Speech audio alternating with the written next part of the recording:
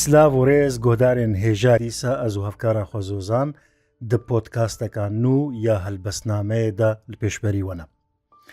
ئیرۆ ئەمێ بەحسا کەسایەتیەکە پر و پر هێژا بکەن. بڕاستی لە هەمبەر کەسێکی مینە ئاپێ ئۆسمان یانجی ئۆسمان سەبری مەڕەڤ نزانە بچێ دەست پێ بکە و بەحساوی بکە. چمکی ئەو هەم هەلبەستوان بوو، هەمژی سیاسەتمەدار و خەباتکارێکی سیاسی بناو دەنگ بوو. هەروەها پەخشان نویسێکی گەلێکی هێژا بوو. لۆما ئەمێ هەول بدن هەنێکی ji دەریایاوی بەحس بکەن و بوەرە پارڤە بکەن. ئەمێ دەستپێکی هەنێکی بەحسا بکورتی بەحسا ژیاناوی بکەن.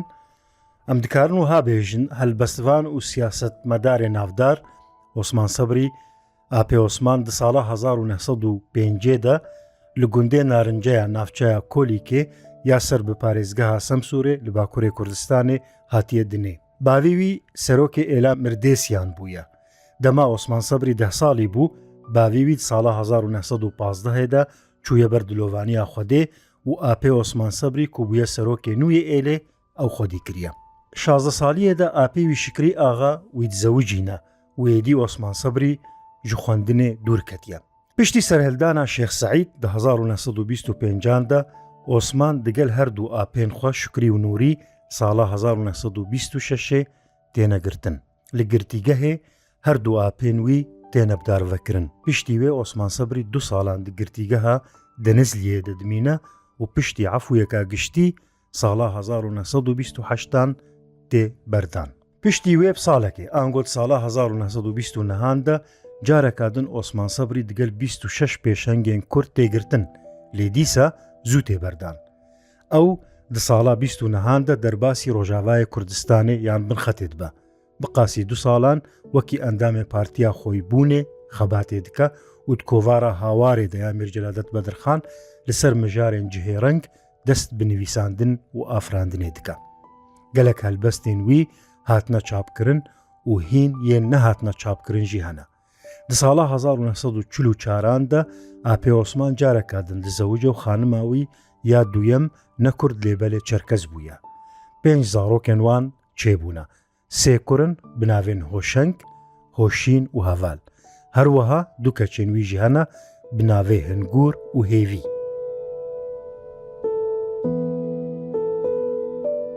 ئەو دە ساڵە 1957دا دە خەباتە دامەزراندنا پارتیا دەموقراتا کوردی لە سووری جهدیگرە و وەک سەکرەتەرێک گشتیژی تێ هەلبژارتن. تەوی کو هەرتم دە خەباتە سیاسیە نەتەوی دە چالاک بوویە لێ دە هەلبەستا کوردی دەژی خودی میراسێکە گەلێکی گرانبەهایە. ئۆسمان سەبری ڕۆژا 11 مژدارا 1993 کوچا داوی کرد و لە گوندێ بەرکەڤرێ یە ناوچەیە دەربەسی یا ڕۆژاوای کوردستانê هات veşartin. Berhemên wî em ê hinekî behsanek berhemê wî bikin navê wa di kîjan dîrokê de hatine çapkirin. Elfabeya Kurdî ya Latînî 1954 Bahoz 1956 li Şama paytexta Sûrî hatiye çapkirin. Derdên me gotar û çîrokin ew jî sala 1956 li Şamê hatiye çapkirin. Çar leheng 1984 ew jî li Şamê hatiye çapkirin. Gotinên xav napijin bêtav pirtûkekî helbestaye di sala 1981 de li Almanya hatiye çapkirin. Helbestên vê dîwana hêja heme reş û ji kovarên hawar û ronahiyê daye hev û pêşgotineke xwe û pêşgotineke Dixtûr Nureddîn Zaza ew pirtûk çapkiriye. Elîfbeya Tekûz 1982 li Şama paytexta Sûrî hatiye çapkirin. Bersiva Hoşeng ew jî ku pexşane ew jî li Şamê hatiye çapkirin. Belê Zozan. Birastî ئۆسمان سەبری یعنی کەسێکی دلپۆلاین بوو، ناسکری بوو di nav bimêraniya xwe bi helwestên xwe yên mêraniyê. Heta di zindanê de jî gelek çîrokên balkêş dema Şamê di zindanê de bûn ew gelek têkoşerên din wek Nureddîn Zazawan jî gelek helwestên mêran yanî li ber xwe de li hember dadwer û qazî û tiştê wisa gelekî dilî wî hişk bû. Lêbelê di heman demê de dema helbest dinivîsiyan pexşan yan behsa eşq û evînê dikir tu hestikî dilekî nazik jî nava sînga xwe de dihewand. Ji ber wê ka em ê helbestên wî eşqê yên evînê ئەمێ دەست پێ بکەن کوتەیەکەش بۆ من ژی یا هەری باڵکێش ئەو بوو دەسەری من دە عوسمان سەبری دەمێ تێگوتن بەلێ هەلبەستوانێکی مەزن لێدە هەمان دەمێدە سیاسەتمەدارێکی مەزن کو ڕانیە هەلبەستین وی نەتەوی و لەسەر شۆرەشێ و لەسەر ئالێ و لەسەر کوردستانێ لێ دەمێک و من لە هەلبەستی ویە ئەڤینیژی نێری بەڕاستی گەلێک بە هەستێکی جوان بە هەستێکی نازک بە هەستێکی بناز نویسینە یعنی کەسێکی دناو شەڕ و شۆڕەش و پەفچوون و جەنگاندا ڕابوویە نی کەسێکی وسە ینی مرۆڤ هەستکێ دلی ببێ کەڤر ji ber jiyana zehmetiya got derbas dike lêbelê wisa jî xweparastî ye ji ber wê helbesteka evînê kutibkar ji mir bixwînî dê baş helbestekiya wî heye deylan hê ji min dil herişandê sohtiyê arê te me hiş û aqil şewidandê sewt û bîmarê te me bêt li min bin hêr çi roje eşqi navan pir disoje zark û neyarê te me her çima ji min binazî ji bextê kembax her dilgazî besnîne ev xêrnexwazî xweş mêvandarê te me bû çi ev qaz bê îmanî ji pirsa halan pir cangiranî hinde salin ku dizanî ketiyê berbarê te me daylanê bi navê xwedêkî destê min bigirî û rakî dil xûpan bûye avakî gêş û sinjarê te me çer dikim tu nayê rayê can ji bo te kir fedayê bîr bibe roja belayê ez xerîdarê te me min qelen dabû xumayî dil û can be heftî belayî ger çi qas pirtir hêjayî mane xemxwarê te me şingê ve pergende me sûsina nava welatî wey li ser çavê me hatî roj li min îro helatî rogeş û pir xende me gelek binaz behsa deylanê kiriye diyare ku behsa kesek jî bê gelek bi wê kesê bandor bûye pexşanekê xwe jî li ser heman navê nivîsiye di mijara pexşanê de jî gelek helbestvanekî bihêz e gelek tiştên ciwan nivîsîne gava ku mirov lê temaşe dike dixwîne bi rastî mirov li gel xwe dibe car heye tu tiştekî dixwînî tu pêre diçî yan tu dibêjî xwezî min jî ez jî bi mama xwedî evînekî ev qaz mezin û giranbiha gelek ciwanî behs dike wisa yani apê Osman ne tenê helbestvan bû hem pexşan nivîs bû hem çîrok nivîs bû çîrokên wî jî hene bi taybetî ev berhema wî çar leheng ew jî behsa çar lehengên Kurdistanê dike yek û em bêjin di dîrokê de gelek nehatine naskirin wek kesên din xwestiya pêşgotina wê de jî dibêje wek wefadarî wek dilsozî dibê divê em navê va kesan ji bîr nekin û bibin mînak û nimûne ji bo nifşên nû ku bidin ser wê reyê em ê wek te jî behs kir em ê vegerin jî piştî pexşana dîseya dildarî lê em dikarin hinekî jî giştî behs bikin Osman Sebrî bêhtir jî behsa em bêjin ala Kurdistanê dikir behsa axa Kurdistanê dikir behsa bêhtir em bêjin hestên neteweyî gur dikirin û geş dikirin di vî warî de jî gelek helbestên wî hene ez ê helbesta wî ya feleka bêbext ew jî zozan münasebeta bi darvekirina Şêx Seîdê Pîran û hevalên wî nivîsandiye tê de wiha dibêje feleka bêbext şikand darê min nema kesir û niştî li ber arê min ji 2000 sal heya bi îro azadî nema di nav warê min zorkerên bêbav bi fend û xapan di berhev xistin dost û yarê min qenc û çakên min tev dane kuştin qelandin rêça karguzarê min serek û rêber duwalêt neman li erdê hiştin koç û barên min ji hev parçe bû Kurdistana gewr ket nav destê çar neyarê min kirne guneh bi Kurdî peyvîn wan divê rakin zimanzarê min dewlemendê min hate şêlandin ji welêt derket tev zîvarê min ew kesên ku xwe mezin dinasin roja teng nebûn bendewarê min çend heb jiwana mabûn di meydan îro tev revîn ji ber barê min hinek jiwana bêşerm û fihêt bi destê neyar bo simsarê min dixwazin îro bi hîzebûnî بدرخن كردان جبر كاري من قراك توتو تنت كتنواري من كولين كولي كولي داري من جغيني فلك من هنا نيار لدورا وليت بونا چارنكار چاودانا دلي بندستيا من بزوري خستن بزمان وزار بري رابون ما تركين توراني عجمين گهبين عربين بيوار هرچل عراق و ایران بویی دهیلم جبو گوران و هجار دی تنه بیجم کرتو سلپلکی کو چاوان ترکا خوینا مخوار جی ترکا 3 کس خودان گنه بون کمال آتاتürk اسمت و بایار دناف 30 سالی گرناسی کرد 3000 مرخاز شاندنه بردار زوزان عثمان صبری یک ام بیجن مجاری هری سرکجی کو لی خودی درتکت و گرنگیه که هری مزن پیدا داشی اوجی مثلا بیجن زمانه کردی بو شخوا دمات بحثا برهمینی ویجی کر بلکی برهمک دبر هم تایبت لسر زمانه کردی بون الفابا تکوس و حرفین نوت شته وسا براستی گلک خبتی استی بیرام وکمینک هین بری بلکی 25-30 سالی یکم پرتوکاب چو کومدیت مسالاتی پین لاتینی و فیربونه یا عثمان صبری بو او کت ناف دسته من کتابک بچوک بو جبو فیرکرنه بو بهتر تیپ بون یعنی حرف بون جبو وک فیرکرنه لسبیکی بو یعنی مرو تیپا بزان جبروی بستك لسر زمان جي قالك هالبست هالبت لأزيكي وك نمونا ياكو سر زماني ما يشيرين قوتيا أمي بورا بارفا بكن دل پرد خازكو هيويا كردان با دوار زمان و زانستی هر خودیشان با زاراوین ما بگهین سرهفد پیشنده کردان نهیلا دناوا جهان شرمنده حیا بی ایرو امتنه بیزارو زمان بون دناوا گلان پر بشونده گلک نزان بون ایرو جی دبینم گلک خونداین ما کردان گل پاریزن او حیاوان نینا جز زمان چاوا بی زمان گل د جیهان تیتا پاراستن بچلباتی مافور و متهاتنا خستن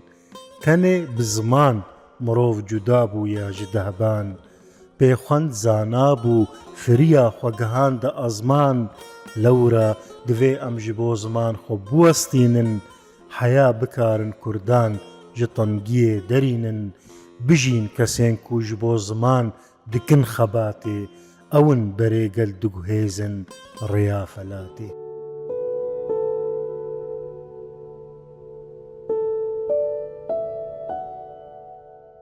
براستي زمان جبونا توكي جلكي تشتهري بنجهينا جبر بمنجي اگر تو بحثانا توكي بكي بزماني خو اگر زماني ويتنبي او نتو تنكاري بحثها بناوي بكي جبوي الزمان پیش همو تشتكيتي براستي جي أجي صد از دنگي خوتاولي دنگي آبي عثمان دكم يعني دبيجيت دا زوزان الجيكي شخوش بليكو دست خوشي الواتكي ام بجين كاسين كو جبو زمان دكن خباتي دبيجي ايروجي دبينم قلق خونداين ما كردان قل باريزن او هاياوان نينا جزمان چاوا بزمان قل دي جيهان دا تيتا باراستن مجارة قلق جرنجا يعني انها قلق كردين مهانا دبيجن ام كردايتي يتكن لي زماني خو نزانن بخو ايشكه باش ايشكه مزنه عثمان صبري ابي وصل جيكي ديجي دبيجي بريمل سركار كربو دبيجي از باوريا من بواكسان ناي دبي خورت وكشتين نو تين جمن بحسا دوزا كرد دكن دبي امي خباتي بكن جبو كرد وكردستان جبو رزقاريا قالي كرد ليه دبيجي نزان بزماني خو دبي بزماني عربي تزانن بتركي تزانن بنزانن بشت زانن لزماني خو نزان دبي از جوان باور ناكم چما جبر قافا بيشين زمانه يرو تشتا نحموت الشرجي نحموت تلقوا ابي عثمان بخو ميداري شرو چكداري بو لبل نحموت الشرجي زمان شري هري مزنا يرو نيارك تيا ما شاء الله كردان قالك نيار نياري ما قالكن باشا مادام نيارتي ودجمني توهبوناتيا ما ناخذ تشقابك باش بدي او عاجز دبي وتشهري ويدكي يعني شرنا دبكونا روبروبا دمات زماني خو بباريزا تشهري ويدكي ابي شهر وزمان بتايبت كو از نهاد ويجم از كردم چه نیشانا من هەیە و ئەس بێژم ئەس کوردم ناو نیشانەوەی چییە؟ مانە ناو نیشانەوەی دەبێت زمانێ وێ بزانم وێ کوردیە بزانم کوردی دەمێ ئەس دەبێژم ینی کورتیانی چ دەبێ زمانێ وێ هەبێ دەبێ وڵاتی ژبەرەوەی عۆسمان بزانەبوون دۆزار پاراس نازمانی زمان ji bo wê gelek giring e tiştek dijî di helbestê Apê Osman de bala min gelek dişîne zêde bi êş behsa jiyana xwe dike yan jî êşên ku di jiyana wî de dîtî mirov pir cara tê dibîne yanî di helbestên wî de ji ber birastî çîroka jiyana wî ku te destpêkê jî behs kir yanî ji malbata wî kesên ku di ser hildanê de hatine darvekirin hene pişre rojên wî zindanê ew qas bi êş bûne malbata xwe bi cî hiştiye herçendî ku Osman Sebrî di nava êşê xwe de zêde carna xerq bû bê jî lê bi evînê wek ku tu baweşînekê li wa êşa bikî hinek tiştkerine her tim evîndariya xwe diparast yek ji wan jî pexşanekê gelek bedewe Delala min diro pelên jîna xwe de ev bû cara di duan ku bi ber pêlên hezkirinê dikevim bi şivîşk nifşa paşîn parê tava teyruka te li min da divê de ez nizanim gelo heqê te û min li ser min e an heqê min û gazinan li ser te divê ku vê yekê tu ji hev derxî ya ku ez dizanim heke ne ji te bûya bilindî û ziraviya hezkirinê min nedizanî bila ji melê cizîrî her bikra zarîn heke êş bi xwe ne di canê min de be bi zarîna kesan mirov agahî qasa êşê nabe divê yekê de minneta te li ser min e dîsa heke ne ji bû te bûya ev derdê malkanbax û nuh ji min re ji ku dihat divê de jî gazinda min li te erê ev bû cara di duan ku pêlên hezkirinê min davê berxwe û dibin lê bi ku de dibin vê derê jî ez nizanim hîn ez ji ber pêlên hezkirina welat nefilîtî bûm ku bi ber pêla din jî ketim nizanim ku ev rastiya han ji bextçakiya min e an jî bextereliyê divê ez vê yekê ji feylesûfekê evînê bipirsim bi tenê di dema pirskirinê de min gotinek heye nizanim ku çi qas derwê heq bixe destê min ew jî ku min hez kiriye lê ez tê dernaxim ka hemberê vê hezkirina xwe hatime hezkirin an na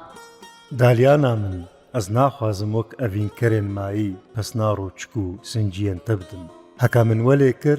dûr û nêzik pir û hindik ez jî dikevim ser şopawan di dinê de ya ku bi min xweş tê ew e ku rêya min ji ya hemî kesan cuda be bi tenê ji bo nate min pesnek heye ku ew jî her tu dalyana minî zeriya min heka di vî zemanî de baweriya min bi rabûna miriyan tu nebe jî ji îro pêve min bawerî bi wê yekê heye dergehê dilê min ê ku wekî tehtan bi tu tilisman venedbûn nêrîneka te ew dergeh bi gengazî vekir canê min ê ku her digel jînê şer bû û ji hev bêzar bûbûn heyîna te ew ji hev re kirin yar heka Mesîh miriyên xwaşgerên jînê divejandin te xweşekî xwaşgerê mirinê li jînê vegerand erê çi qas ku tu ne Mesîh bî jî hemîn tu Mesîhî ez di çavên te de ganiya jînê dibînim heka tu bi xwe nejîn bî te qez tu ferîşteya jînê çi qas ew e yanî nazekê dikê li daylanê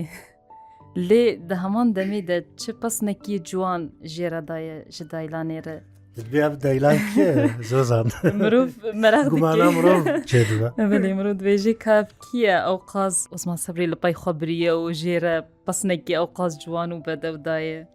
bi rastî jî helbestekî pexşaneke bandûr e di heman demê de wî behsa netewî me got gelek cara kiriye di helbestê wî piranî de ji xwe li ser vî alî rawestiyaye ji bo ala rengîn jî helbestekê wî heye hîn wî demî di sala 1936 de ew helbest nivîsiye lê hingê behsa ala Kurdistanê ya niha dikê mirov ji peyvên wî wisa tê digê ji ber behsa heman rengan dikê ala rengîn min divê her tu bilind bî ala rengîn kesk û zer him xweşî هم جنگ و رومت تین زانین جسور و گور دور نزیک ازی تهلدم توی خملا بانی من گر به درمان مرم بی بو تا گوری جانی من 3 سالان به ته کیف خوش بوم آگری زیلان تندورک لپش صحنا تبونا آخ لشکرین ترک لک بلک درسم و ساسون و پجدر بو تا خوینه دریجن هرچی خورتن هرچی کردن بو تا لاوجان دبیجن لشکرم بو تا آلامن من دوی گرمین و شر 12 میلیون بونه پاندی بو تا کردن پرهنر لسر آلیجی تشتکی وها نویسیه مروف دبینه 2 سالا ده بحثا آگیری و زیلان و تندورک دیکی جوی هلبستی از 2 ساعته گهشتم کووی دمیجی اف رنگین آلا کردی 2 دماده 2 سرهلدان کرداده هبویه یعنی از جوی هلبستاوی و سا تیدگیجم نزانم از راست تیدگیجم آننا ماموستا بله زوزان او وقت گو یعنی هلبستی جی خود در یعنی بحثا رنگان دیکی شخو کسکو سور زر امش برید هم اجدارو کتیر امی کسکو سور و زر و گو سپی بله او بخونه یعنی او رنگی آلینا شخو بوی سرودکا گلکی بناو دنگجی براستی هلبست امکارن بیدو دلیم ببیجن عثمان صبری هلبستوانه کی هم اویندار جی بو هم گلک نتوا پرور بو گلکی با آخا کردستانی و گریدای بو با آلاوی و با آواوی و هلبستوانین وی و گلک جهان ده وی دین زمان جی بری ام هلبست کاویا دن اب ناوی دجله و فرات هلبست گلک خوش او جی ناوی گلک هلبستوانین کرتی ده ببیرتینا بحثوان دکا امروفت کاره هنه کی بحثا برهمه کاوی برهماویا چار لهنگ بکا چار لهنگ تی ده بحثا چار لهنگین کرد دکا وکم بری جی گوت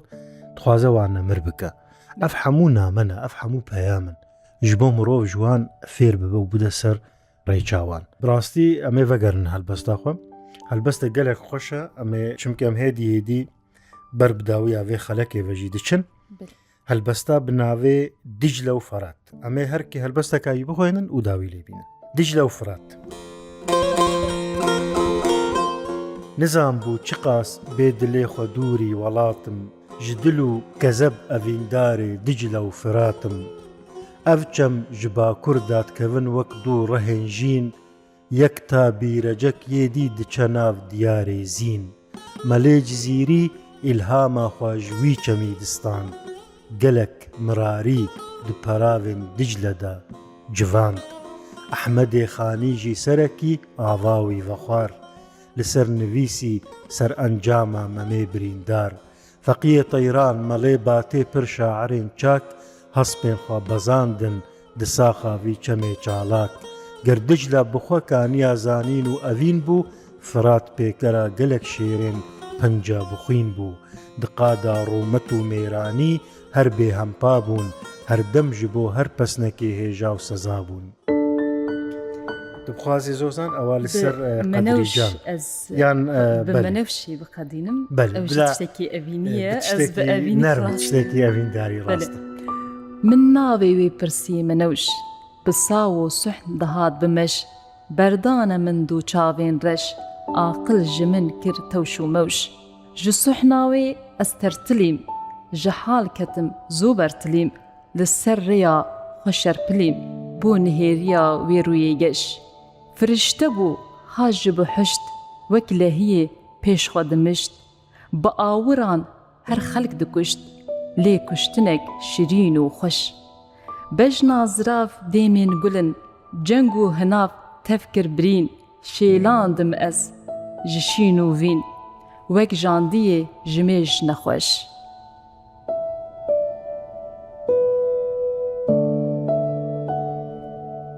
دست خوش زوزان هنجي قدارن هيجا قلق سباسكو حتى في دقيل ما قداري كر بخاطري و هرب من ناف خير و خشيده